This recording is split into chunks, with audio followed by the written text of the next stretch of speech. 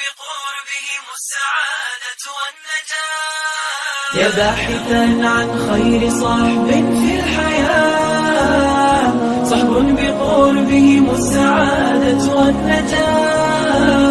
درب المعالي دربهم لم يسلكوا دربا سواه، فدربهم درب الدعاء.